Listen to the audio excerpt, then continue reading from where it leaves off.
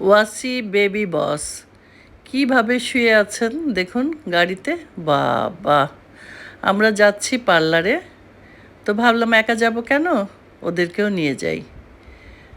ওয়াসি পার্লারে এসে বসে আছে চেয়ারে আর দেখছে আমি কি করছি। তুমি কি করবে বাবু, কিছু করবে? ওর মাকে ডেকে নিল। না, ও তো আর ফেসিয়াল করবে না, কালারও করবে না, দুষ্টামি করবে আমাদের সাথে।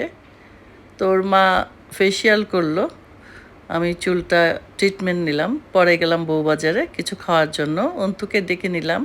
আমি অন্তুকে জিজ্ঞেস করলাম, কী রে খাবি, কি খাবি তুই? ও বলল সব খাবে। সব খাবি, পারবি খেতে?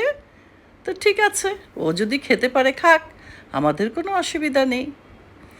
আমাদের খাবারের অর্ডার দেখে আমাদের ওয়াসিবাবু ঘুমিয়েই গেল। স্বামীকে জিজ্ঞেস করলাম কী খাবে, বলল কাঁকড়া।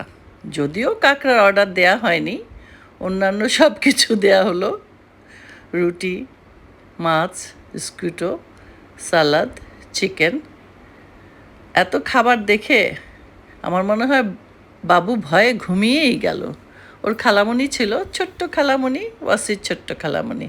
কি আর করা, উঠানোর চেষ্টা করছে, উঠছে না যদিও, একটু পরে উঠে যাবে, কারণ ওর বাবার হুন্ডা দেখেছে। আমাদের খাওয়া দাওয়া শেষ, তারপরে আমরা রওনা দিলাম। কোনোভাবেই আমাদের সাথে ওয়াসি আসলো না, ও বাবার সাথে হুন্ডাই গেল। তো এই দেখুন কি সুন্দর করে বসে আছে। আমার তো ভয় লাগে ওকে হুন্ডায় দিতে, কিন্তু ও আসবেই না, আমার কাছেই আসবে না। তারপরে হুন্ডায় চলে গেল, বাপ বেটা হুন্ডায়, আর আমরা গাড়িতে করে বাড়ি ফিরছি।